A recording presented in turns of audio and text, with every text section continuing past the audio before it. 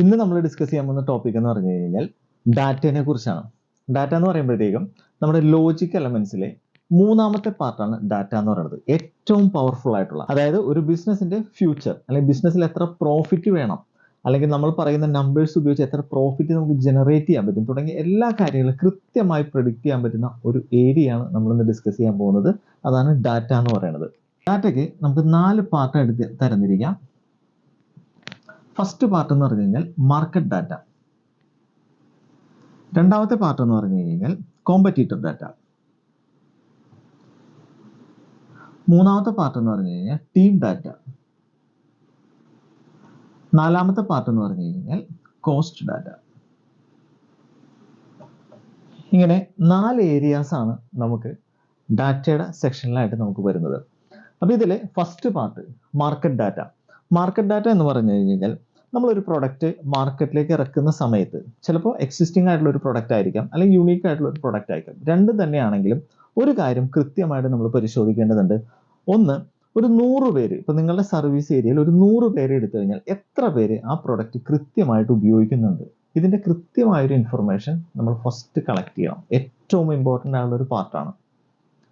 രണ്ടാമത്തെ കാര്യം എന്ന് വെച്ചാൽ മാർക്കറ്റിന്റെ ട്രെൻഡ്. മൂന്നാമത്തെ കാര്യം എന്ന് പറഞ്ഞു കഴിഞ്ഞാൽ കസ്റ്റമർ ബൈയിങ് ബിഹേവിയർ. ഈ 3 കാര്യങ്ങളും കൃത്യമായി നിങ്ങൾ രേഖപ്പെടുത്തി വെക്കുന്നത് വളരെ അത്യാവശ്യമാണ്. ഇതാണ് ഫസ്റ്റ് പാർട്ട് നമുക്ക് ഡാറ്റയിൽ വരുന്നത്. രണ്ടാമത്തെ പാർട്ട് എന്ന് പറഞ്ഞു കഴിഞ്ഞാൽ കോമ്പറ്റീറ്റർ ഡാറ്റ. അതായത് ആ വാക്കിൽ തന്നെയുണ്ട് നമ്മുടെ സിമിലർ ആയിട്ടുള്ള അല്ലെങ്കിൽ നമ്മളുടെ കോമ്പറ്റീറ്റർ, പ്രൊഡക്റ്റോ സർവീസോ വാട്ടെവർ. അപ്പൊ ഇതിൽ ആ വ്യക്തിയുടെ സ്ഥാപനത്തിൽ നിന്നും ഒരു കസ്റ്റമറുടെ കയ്യിലേക്ക് ആ ഒരു പ്രൊഡക്റ്റോ സർവീസോ എത്തുന്നത് വരെയുള്ള എല്ലാ രീതികളും എല്ലാ ആക്ടിവിറ്റീസും കൃത്യമായി നിങ്ങൾ പഠിക്കണം. അത് കൃത്യമായി തന്നെ നമ്മൾ നോട്ട് ഡൗൺ ചെയ്ത് വെക്കണം. ഇതാണ് രണ്ടാമത്തെ പാർട്ട് എന്ന് പറയുന്നത്. അതിലാണ് കോമ്പറ്റീറ്റർ ഡാറ്റ എന്ന് പറയുന്നത്. മൂന്നാമത്തെ ഏരിയ എന്ന് പറഞ്ഞു കഴിഞ്ഞാൽ ടീം ഡാറ്റ.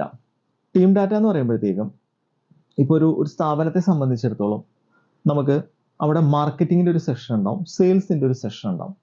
അപ്പോൾ മാർക്കറ്റിംഗിന്റെ സെഷൻ എന്ന് പറഞ്ഞു കഴിഞ്ഞാൽ സ്വാഭാവികമായിട്ടും അവിടേക്ക് എൻക്വയറീസ് ജനറേറ്റ് ചെയ്യുന്ന, നമുക്ക് എൻക്വയറി ഡാറ്റ എന്ന് വിളിക്കാം, ഡാറ്റ ജനറേറ്റ് ചെയ്യുന്ന വ്യക്തികളായിരിക്കും.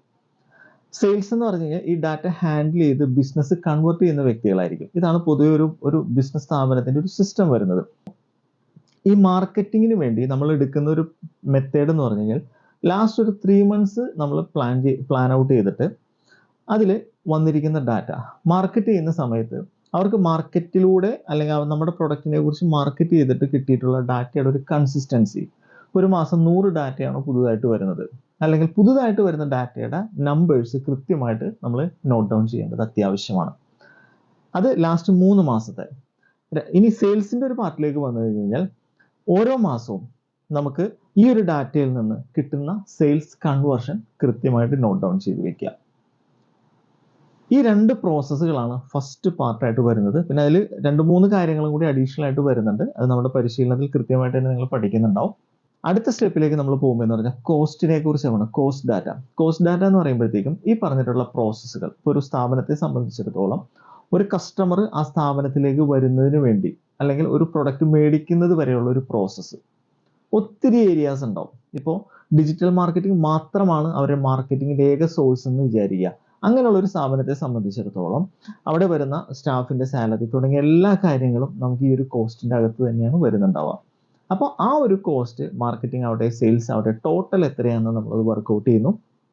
ഒരു വ്യക്തിയുടെ അല്ലെങ്കിൽ ഒരു പ്രൊഡക്റ്റ് സെയിൽ ആയി കഴിഞ്ഞ് കഴിഞ്ഞാൽ എത്ര രൂപ പ്രോഫിറ്റ് അവിടെ ജനറേറ്റ് ആവുന്നുണ്ട് തുടങ്ങിയ എല്ലാ കാര്യങ്ങളും വർക്ക്ഔട്ട് ചെയ്യുന്ന ഒരു ഏരിയയാണ് കോസ്റ്റ് ഡാറ്റ എന്ന് പറയുന്നത്.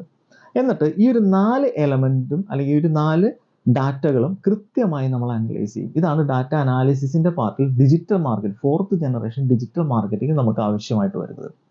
ഇത് കൃത്യമായിട്ട് വർക്ക്ഔട്ട് ചെയ്തുകൊണ്ട് നമ്മളുടെ ഒരു ടാർഗറ്റ്, ഓരോ ക്ലയന്റിനും ഓരോ ടാർഗറ്റ്, ചില ക്ലയൻസിന് ചിലപ്പോൾ 50,000 രൂപ മാസം പ്രോഫിറ്റ് വേണമെന്നായിരിക്കും, ചിലപ്പോൾ 1,00,000 ആയിരിക്കാം. എത്രയാണോ അവർ ഉദ്ദേശിക്കുന്ന പ്രോഫിറ്റ്, ആ പ്രോഫിറ്റ് ജനറേറ്റ് ചെയ്യുന്നതിന് വേണ്ടിയിട്ടുള്ള ഒരു ഡാറ്റയുടെ ആക്യുറസി നമ്മൾ ഇതിൽ നിന്ന് കണ്ടെത്തും.